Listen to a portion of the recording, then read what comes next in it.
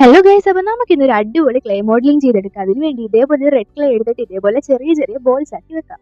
പിന്നെ ഇങ്ങനെ ചെറിയ ചെറിയ ബോൾസ് ആക്കുമ്പോൾ ശ്രദ്ധിക്കുക, ഏകദേശം ഒരേ അളവിലൊക്കെ ആക്കാൻ നോക്കണം. അങ്ങനെ അതെല്ലാം സെറ്റ് ആക്കിയതിന് ശേഷം കുറച്ച് അധികം ക്ലേ ഉപയോഗിച്ചിട്ട് ഒരു വലിയൊരു ബോൾ ഇതേപോലെ ചെയ്തെടുക്കും. ഇപ്പം മനസ്സിലായിക്കോണില്ല എന്തിനാണ് ആ ചെറിയ ബോൾസ് നമ്മൾ ഉണ്ടാക്കി വെച്ചത്. ഇതേപോലെ വിരൽ വെച്ചിട്ടൊന്ന് പ്രസ് ചെയ്തെടുത്ത് നമുക്കൊരു പെറ്റലിന്റെ സ്ട്രക്ചർ കിട്ടും. ഇനി ഇതേപോലെ ഈ വലിയ ബോളിന്റെ ചുറ്റും നമ്മുടെ ഈ പെറ്റൽസ് ഒന്ന് ഫിക്സ് ചെയ്ത് കൊടുക്കാം.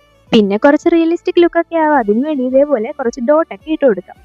പിന്നെ ബാക്കി വന്നിരിക്കുന്ന പെറ്റൽസ് ഇതേപോലെ ചുറ്റിന് ഫിക്സ് ചെയ്ത് കൊടുക്കാം. ഇത് നമ്മുടെ സാധാരണ മോഡലിംഗ് ക്ലേ ഉണ്ട്. ചിലപ്പോൾ ഒക്കെ ഫിക്സ് ചെയ്യുമ്പോൾ ഇളകി വരാനൊക്കെ ചാൻസ് ഉണ്ട്. പക്ഷെ എന്നാലും നമ്മളത് സ്ട്രോങ് ആയിട്ട് ഫിക്സ് ചെയ്താൽ അത് അവിടെ തന്നെ ഇരുന്നുള്ളൂ. വീണ്ടും ഒരു റിയലിസ്റ്റിക് ലുക്ക് കൊടുക്കാൻ വേണ്ടി ഇതേപോലെ പെറ്റൽസിന്റെ എൻഡ് ഒന്ന് കേർൽ ചെയ്ത് കൊടുക്കാം. ഇത്രയൊക്കെ ചെയ്ത് കൊടുക്കുമ്പോൾ തന്നെ നമ്മുടെ ഫ്ലവർ ഏകദേശം അടിപൊളി പെർഫെക്ഷനിൽ തന്നെ കിട്ടിയിട്ടുണ്ട്. ഇനി എന്താണ് കുറച്ച് ഇല വെച്ച് കൊടുക്കണ്ടേ?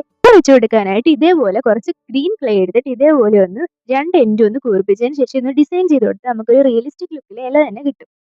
അല്ലാതെ ചെയ്താൽ ചിലപ്പോൾ വേറെ എന്തെങ്കിലും ആയിപ്പോ. പിന്നെ ചെയ്ത് വെച്ച് ഈ 4 ലീഫ് 4 എൻഡിലായിട്ട് ഇതേപോലെ ഒന്ന് സെറ്റ് ആക്കി കൊടുക്കാം.